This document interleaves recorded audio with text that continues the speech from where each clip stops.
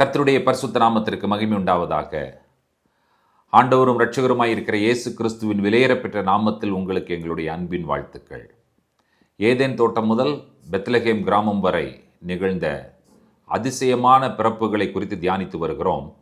இன்றைக்கு ஈசாக்கை குறித்து பார்க்க போகிறோம். ஈசாக்கு வாக்குத்தத்தம் பண்ணப்பட்ட மகன் என்பதை நாம் அறிந்திருக்கிறோம். ஈசாக்கு இயேசு கிறிஸ்துவிற்கான மாதிரியாக பழைய ஏற்பாட்டில் காணப்படுகிறார் என்பதை நாம் அறிந்திருக்கிறோம். ஈசாக்கினுடைய பிறப்பை நாம் தியானிக்கலாம். ஆதியாகமத்தின் புஸ்தகம் 21 அதிகாரம் 1 முதல் 5 வசனங்களை வாசிக்க கேட்கலாம். கர்த்தர் தாம் சொல்லியிருந்தபடி சாராள் பேரில் கடாட்சமானார். கர்த்தர் தாம் உரைத்தபடியே சாராளுக்கு செய்தருளினார். ஆபிரகாம் முதிர்வயதாய் இருக்கையில் சாராள் கர்ப்பவதியாகி தேவன் குறித்திருந்த காலத்திலே அவனுக்கு ஒரு குமாரனை பெற்றாள். அப்பொழுது ஆபிரகாம் தனக்கு சாராள் பெற்ற குமாரனுக்கு ஈசாக்கு என்று பெயரிட்டான். தன் குமாரனாகிய ஈசாக்கு பிறந்த 8ஆம் நாளிலே ஆபிரகாம் தனக்கு தேவன் கட்டளையிட்டிருந்தபடி அவனுக்கு விருத்த சேதனம் பண்ணினான். தன் குமாரனாகிய ஈசாக்கு பிறந்தபோது ஆபிரகாம் 100 வயதாயிருந்தான். 5 வசனங்கள் 21 அதிகாரத்தினுடைய முதல் 5 வசனங்களிலே நாம் பல முக்கியமான தகவல்களை நாம் அங்கே பார்க்கிறோம். முதலாவது தகவல் என்னவென்றால், கர்த்தர் தாம் சொல்லியிருந்தபடியே சாராள் பேரில் கடாட்சமானார். அதனுடைய பொருள் என்னவென்று சொன்னால், கர்த்தர் வாக்கு கொடுத்தபடியே சாராள் கர்ப்பமாகிறாள் என்று சொல்லி பார்க்கிறோம். வாக்கு தத்தத்தின்படி வாக்கு தத்தத்தினுடைய நிறைவேறுதலாக பிறந்தவர் ஈசாக்கு என்பதை நமக்கு சொல்லுகிறது. அடுத்தது 2ஆம் வசனத்தில் நாம் அடிக்கோடிட வேண்டிய வார்த்தை, குறித்திருந்த காலத்தில். தேவனுக்கென்று ஒரு வேளை இருக்கிறது, தேவனுக்கென்று ஒரு நேரம் இருக்கிறது. அந்த நேரத்திலே, அந்த வேளையிலே, குறித்த காலத்திலே ஒரு குமாரனை அவள் பெறுகிறாள் என்று சொல்லும் பொழுது, தேவனுடைய நேரம், தேவனுடைய காலம், அதற்கு நம்மை நாம் ஒப்பு கொடுக்க வேண்டும். காலங்கள் தேவனுடைய கரத்தில் இருக்கிறது. நாம் கர்த்தருடைய கரத்தில் அடங்கியிருப்போம் என்று சொன்னால் ஏற்ற காலத்தில் அவர் நம்மை உயர்த்துவார் என்பதெல்லாம் நாம் அறிந்திருக்கிற வசனங்கள் தான். மூன்றாவது வசனத்தில் நாம் பார்க்கும் பொழுது, ஈசாக்கு என்று பேர் வைக்கிறான் என்று சொல்லி நாம் பார்க்கிறோம். ஐசக், ஆபிரகாம் சாராள் தனக்கு பெற்ற குமாரனுக்கு ஈசாக் என்று பெயர் வைக்கிறான்.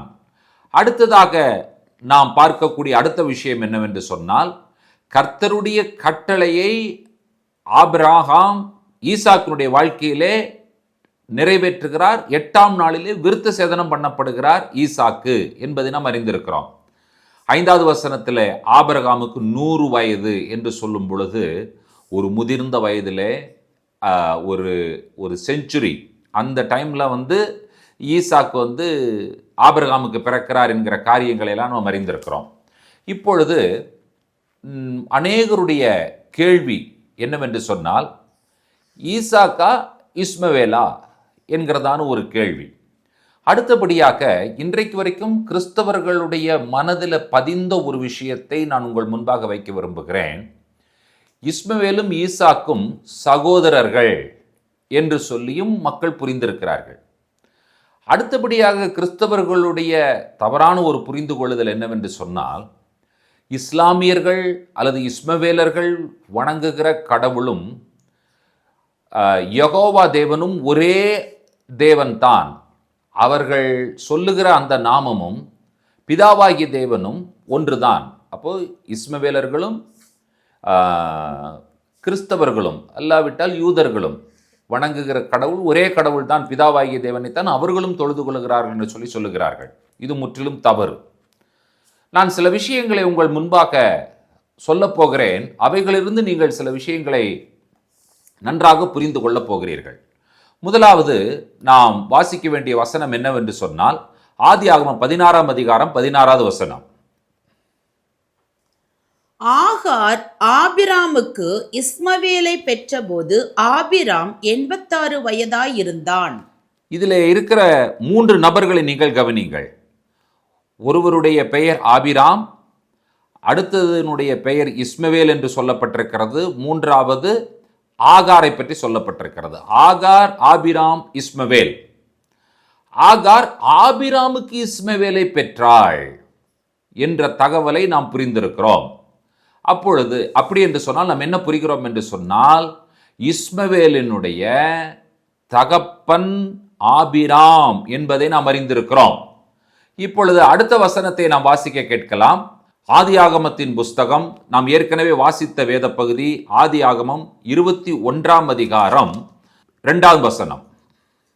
ஆபிரகாம் முதிர்வயதாய் இருக்கையில் சாராள் கர்ப்பவதியாகி தேவன் குறித்திருந்த காலத்திலே அவனுக்கு ஒரு குமாரனை பெற்றாள். இப்ப இந்த ரெண்டுக்கு இருக்கிற வித்தியாசம் என்னன்னு நீங்க கண்டுபிடிச்சீங்களா? ஆதியாகமம் 16 அதிகாரத்திலே இஸ்மவேல் பிறக்கிறான்.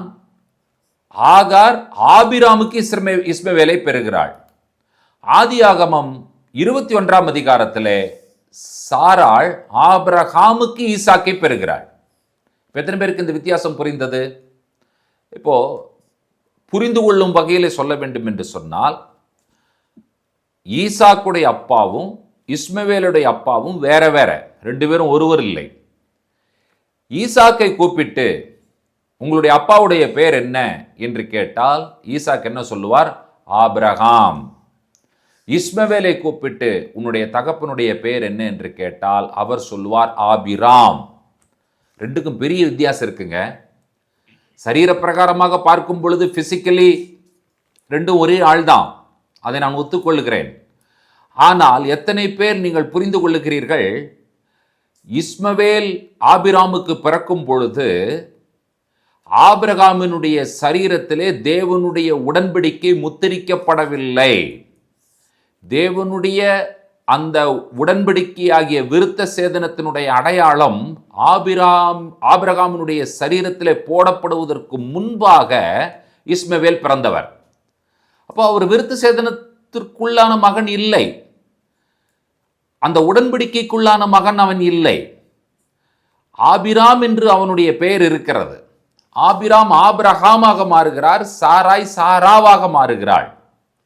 அப்போ இந்த ஆபிரகாம் இங்கிலீஷில் பார்த்தீங்கன்னு சொன்னால் ஏப்ராமுக்கும் ஏப்ரஹாமுக்கும் இருக்கிற ஒரே ஒரு வித்தியாசம் என்னன்னு கேட்டீங்கன்னு சொன்னால் ஒரே ஒரு ஹெச் என்கிறதான எழுத்து உள்ளே வருகிறது. ஆங்கிலத்தில் பார்க்கும் பொழுதோ தமிழில் பார்க்கும் பொழுது நமக்கு ஒன்றும் பெரிதாக புரியாது, பெரிய ஒரு மாற்றம் நிகழ்ந்ததாக நமக்கு தெரியாது. ஆனால் எபிரேயத்திலே தேவனுடைய நாமத்தை நீங்கள் சொல்லுவீர்கள் என்று சொன்னால் யோதுகே வாவுகே என்கிற 4 எழுத்தை வைத்து குறிப்பிடுவீர்கள். அதை ஆங்கிலத்தில் சொல்லும் பொழுது YHWH 2 ஹெச் இருக்கிறது நீங்க பார்க்குறீங்க. எதுல? தேவனுடைய நாமத்தில். கர்த்தர் உடன்படிக்கையில் என்ன செய்தார்? அவருடைய நாமத்தை ஆபிராமுக்கும் ஆபிரகாமாக, அவருடைய நாமத்தை சாராய்க்கு சாராவாக ஆண்டவர் கொடுத்தார். ஒரு ஹெச், அதாவது ஒரு ஹே ஆபிரகாமுக்கும், இன்னொரு ஹெச் அதாவது இன்னொரு ஹே சாராளுக்கும் ஆண்டவர் கொடுத்து ஆண்டவர் பெயரை மாற்றுகிறார். அப்படி என்று சொல்லும் பொழுது இஸ்மவேல் பிறக்கும் பொழுது தேவனுடைய நாமம் யாருக்கு இல்லை என்று சொன்னால் ஆபிராமுக்கு இல்லை. ஆனால் ஈசாக்கு பிறக்கும் பொழுது யாருடைய நாமம் ஆபிராமுக்கு வந்துவிட்டது என்று சொன்னால் தேவனுடைய நாமம் ஆபிரகாமுக்கு வந்துவிட்டது. ஆகையினாலே இஸ்மவேல் என்று சொல்லும் பொழுது அவன் வாக்குத்தத்தம் பண்ணப்பட்டவன் இல்லை, சுதந்திரவாளி இல்லை, உடன்படிக்கையின் மகன் இல்லை. ஆனால் ஈசாக் என்று சொல்லும் பொழுது அவன் வாக்குத்தத்தம் பண்ணப்பட்டவன், அவன் உடன்படிக்கையின் மகன், அவன் சுதந்திரவாளி என்று சொல்லப்பட்டிருக்கிறது. இதை நாம் புரிந்து கொள்வதற்கு ஆதியாகமம் 22 அதிகாரம் 1வது வசனத்தை நீங்கள் வாசித்தீர்கள் என்று சொன்னால் உங்களுக்கு சில விஷயங்கள் இன்னும் ஆணித்தரமாக புரியும். ஆதியாகமம் 22:1 வாசிக்க கேட்கலாம். இந்த காரியங்கள் நடந்த பின்பு தேவன் ஆபிரகாமை சோதித்தார். எப்படியெனில் அவர் அவனை நோக்கி ஆபிரகாமே என்றார். அவன் இதோ அடியேன் என்றான். இந்த காரியங்கள் நடந்த பின்பு கர்த்தர் ஆபிரகாமை சோதித்தார். கர்த்தர் ஆபிரகாமை நோக்கி ஆபிரகாமே என்று சொல்லி கூப்பிடுகிறார். அதற்கு அவன் இதோ அடியேன் என்று சொல்லுகிறான். அடுத்து வருகிற கான்வர்சேஷனை பாருங்க, வாசிக்க கேட்கலாம் அடுத்த வசனத்தை. அப்பொழுது அவர், உன் புத்திரனும் உன் ஏகசுதனும் உன் நேசகுமாரனுமாகிய ஈசாக்கை நீ எப்பொழுது அழைத்து கொண்டு மோரியா தேசத்துக்கு போய் அங்கே நான் உனக்கு குறிக்கும் மலைகள் ஒன்றின் மேல் அவனை தகன பலியாக பலியிடு என்றார். கர்த்தர் சொல்லுகிற வார்த்தை கவனித்தீங்களா? Your son and your only son, உன் புத்திரன் உன் ஏகசுதன், அப்படின்னா ஒரே மகன். ஆபிரகாமுக்கு ஒரே மகன் தானுங்க. ஆபிரகாமுக்கு 2 மகன் கிடையாது. நீங்க நினைக்கிறேன் ஆபிரகாமுக்கு இஸ்மவேல் ஒருத்தர் இருந்தார், ஈசாக்கு ஒருத்தர் இருந்தார் நினைக்க சொல்லக்கூடாது. கர்த்தரே வாயை திறந்து அறிக்கையிட்டு ஆபிரகாமுக்கு சொல்லிவிட்டார், உன்னுடைய ஒரே மகன். ஈசாக்கு ஒரே மகன் தான். ஈசாக்குக்கு அண்ணனும் கிடையாது, தம்பியும் கிடையாது. நோ சிப்லிங்ஸ், கிடையவே கிடையாது. ஒரே மகன் தான் ஈசாக்கு. இப்போவாது உங்களுக்கு புரிகிறதா? ஈசாக்கு தனியாக தனி ஒரு நபர், ஒரே மகன் என்பதை இப்பொழுதாவது நமக்கு புரிய வேண்டும். இப்பொழுது இந்த ஈசாக்கு யார் என்று சொன்னால் நம்முடைய ஆண்டவராய் இயேசு கிறிஸ்துவிற்கு முன்மாதிரியாக இருந்தவர். ஈசாக்கு யார்? ஒரே மகன், நேசகுமாரன் என்று சொல்லி நாம் பார்க்கிறோம். நம்முடைய ஆண்டவராய் இயேசு கிறிஸ்துவும் பிதாவாகிய தேவனுக்கு ஒரே மகன், நேசகுமாரன் என்பதை நாம் அறிந்திருக்கிறோம். இந்த ஒரே மகனை பலியிட சொல்லி கேட்ட பொழுது ஆபிரகாம் மோரியா மலைக்கு கூட்டிக் கொண்டு போகிறார். அவனை பலியிட ஆயத்தமான பொழுது கர்த்தர் சொல்லுகிறார், இல்லை, ஐ வில் ப்ரொவைட் அப்படிங்கிறார். நான் கொடுப்பேன். God will provide himself. ஆண்டவரே, பலிக்கான எல்லாமே இருக்கிறது, ஆட்டுக்குட்டி எங்க? தேவன் அவரையே கொடுப்பார் என்று சொல்லித்தான் ஆபிரகாம் சொன்னார். அப்படியே கொடுத்தாரா? ஆம். ஈசாக்கு பலியாக இருக்க வேண்டிய இடத்திலே யார் அங்கே மரிக்கிறார் என்று சொன்னால் ஆட்டுக்குட்டி மரிக்கிறது. அந்த ஆட்டுக்குட்டி ஆண்டவராய் இயேசு கிறிஸ்து என்பதை நாம் அறிந்திருக்கிறோம். அந்த இடத்திற்கு யெகோவா ஈரே என்று சொல்லி பெயர் வைப்பதை நீங்கள் பார்க்கிறீர்கள். ஈசாக்கு இயேசு கிறிஸ்துவினுடைய மாதிரியாக இருக்கிறார் என்று சொல்லி யார் சொல்லுகிறார்? எங்கே சொல்லப்படுகிறது? எபிரேயர் 11ஆம் அதிகாரம் 17 முதல் 19 வசனங்களிலே சொல்லப்படுகிறது. வாசிக்க கேட்கலாம். மேலும் விசுவாசத்தினாலே ஆபிரகாம் தான் சோதிக்கப்பட்ட போது ஈசாக்கை பலியாக ஒப்பு கொடுத்தான்.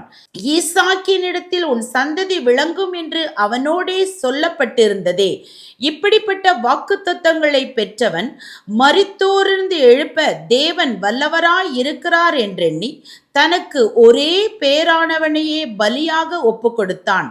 மரித்தோரில் இருந்து அவனை பாவனையாக திரும்பவும் பெற்றுக்கொண்டான். இந்த வசனங்கள் மூலமாக ஈசாக்கு இயேசு கிறிஸ்துவிற்கு மாதிரி என்பதை நாம் புரிந்திருக்கிறோம்.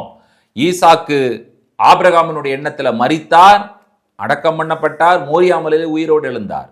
இயேசுவும் மரித்தார், அடக்கம் பண்ணப்பட்டார், மோரியா மலையிலே உயிரோடு எழுந்தார். ஒரே பேரானவனை பலியாக ஒப்பு கொடுத்தார் என்று சொல்லி எபிரேய நிருபக்காரன் சொல்லுகிறார். திரும்பவுமாக பெற்றுக்கொண்டார் என்று சொல்லி எபிரேய நிருபக்காரன் சொல்லுகிறார். ஒரே பேரானவர் யார்? நம்முடைய ஆண்டவராய் இயேசு கிறிஸ்து. ஈசாக்கையும் இயேசுவையும் ஒப்பிடுங்கள் பார்க்கலாம். ஒரே மகன், இயேசுவும் ஒரே மகன்.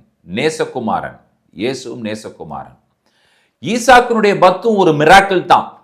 கர்ப்பம் செத்ததற்கு பிறகு பிறந்தவர். இயேசு கிறிஸ்துனுடைய பத்தும் ஒரு மிராக்கிள் தான்.